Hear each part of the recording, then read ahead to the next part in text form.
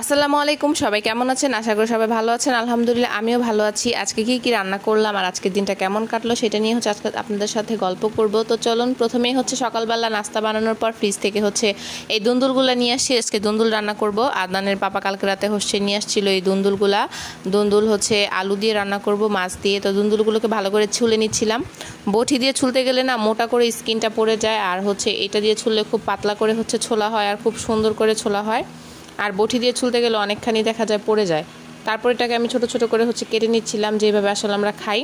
এই সিজনে এই দুন্দুলটা খেতে কিন্তু খুবই ভালো লাগে, খুবই মজা লাগে। এই দুন্দুলটা কার কার পছন্দ অবশ্যই কমেন্ট করে জানিয়ে দিবেন। এক একজনের এক এক রকম খাবার খাবে, তো রান্না করে দিয়ে যার যার মতন। আর এখানে একটু শুটকি টেলে নিচ্ছিলাম রান্নার প্রথমেই। এই শুটকি দিয়ে ভর্তা তেল খাবে আমার শাশুড়ি বললো যে অনেক শাক নিয়ে আসছে।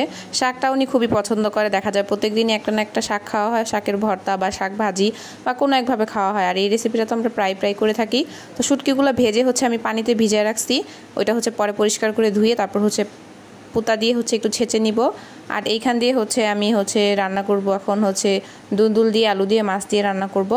তো এখানে সব দিয়ে দিছি মশলা, আর এই যে সব দিয়ে দিছি সুন্দরভাবে কষানোর জন্য। মাঝে মাঝে দেখবেন আপনার কাজটাকে অনেকে পছন্দ করতেছে না, কারো কথায় কান না দিয়ে আপনি আপনার মতো কাজ করতে থাকবেন, সামনে এগিয়ে যেতে থাকবেন। আপনি যখন সফল হবেন তখন দেখবেন যে সবাই আপনার সফলতার গান গাইবে, ব্যর্থতার গল্প শুনবে। কিন্তু যখন আপনি একটা কাজ করতে যাবেন তাকে পিছু টান দিতে অনেকেই থাকবে।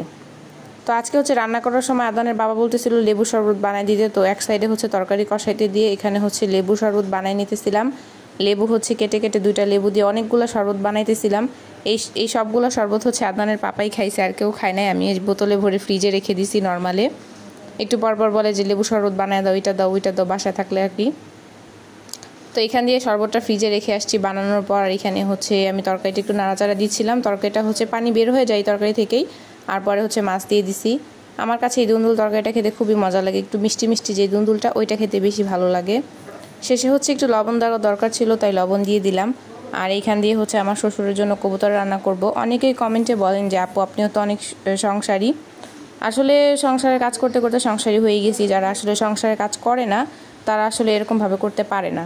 যারা আসলে সবসময় রান্নাবান্না সংসারের কাজকর্ম করে তারা না চাইলেও সংসারী হয়ে যেতে হয় তাদেরকে। যারা কাজ করে, পাশাপাশি জব করে, তারা এতটাও সাংসারিক হয় না। তো এখানে আমার ভিডিওটা কীভাবে জানি একটু ঘোলা হয়ে গেল, এডিট করার সময় দেখতে পারলাম। যাই হোক, এখানে একটা কবুতরের বাচ্চা ছিল। আমরা 2টা কবুতর আছে, বেশি না, খুব বেশি না। আগে অনেকগুলো কবুতর ছিল, কিন্তু কোনো একটা কারণে সব বিক্রি করে দেওয়া হয়েছে। তো এখন একজোড়া কবুতর আছে। বাচ্চা দিলে আমরা বাচ্চাগুলোকে বিক্রি করে না, আমরা নিজেরাই রান্না করে খাই। মাঝে মাঝে 2টা ছিল না, একটা ছিল। আরেকটা ডিম নষ্ট হয়ে গেছিলো, ফুটে নাই। তো ওইটাই আমার শ্বশুরকে রান্না করে দিতেছি। কবুতরের মাংস খাওয়া কিন্তু অনেক ভালো। তেমন একটা মাংস থাকে না, হাড্ডি থাকে। তো আলু দিয়ে একটু ঝোল করে দিলাম। আর এখানে একটু ভর্তা তেল দিব। এই ভর্তা তেলটা আমি সবসময় দিই, আমাদের খুবই পছন্দের। আর তেলটা একটু বেশি লাগে ভর্তা তেলে, কারণ শাকটা একটু ভাজা ভাজা হয়। যেহেতু অনেকগুলো শাক, সাথে আমি কাঁঠালের বিচি, আলু, একটা দুন্দুল, বেগুন দিব সাথে। তো এখানে সব কিছু দিয়ে ভালো করে কষায় নেওয়ার পরে, মশলা দেওয়ার পরে আমি তরকারিগুলো যে কেটে রাখছি ওগুলো আগে দিব। আর কাঁঠালের বিচি ছেঁচে দিছি একদম শেষ। কাঁঠালের বিচি আর কাঁঠালের বিচি নেই, যা ছিল খাওয়া শেষ। এরপর যদি কখনো কাঁঠাল খাওয়া হয়, বিচি হয়, তখন তারপর রান্না করব, অন্য রান্নার সাথে দিব। একদম এগুলোকে গলায় নিছি। গলায় নেওয়ার পর আমি শাকগুলোকে দিয়ে দিছি। যেহেতু কড়াইটা ছোট, এতগুলো শাক আটবে না, তাই শাকটাকে আমি একটু ভাপ দিয়ে আগে কমায় নিছি, নাহলে এখানে দিতে অসুবিধা হয়ে যাবে। তো শাকগুলো দিয়ে দিছি। এখন এটাকে জাস্ট একটু ভাজা ভাজা করব ভালো করে, যাতে শাকগুলো ভালো করে সেদ্ধ হয়ে যায়। আর এক্সট্রা কোনো পানি এর মধ্যে আর আমি দিব না। এই তো শাকটা দেখতে কিন্তু অনেক লোভনীয় হয়েছে। তবে এখানে শুটকিটা আরও বেশি দেওয়া দরকার ছিল, শুটকির পরিমাণটা কম হয়ে গেছে।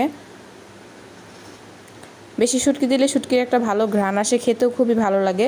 তো লাস্টে তরকারিটা আমি বেড়ে বাটিতে রেখে দিলাম। আজকের ভিডিওটা কেমন লাগলো অবশ্যই কমেন্ট করে জানিয়ে দিবেন। সবাই ভালো থাকবেন।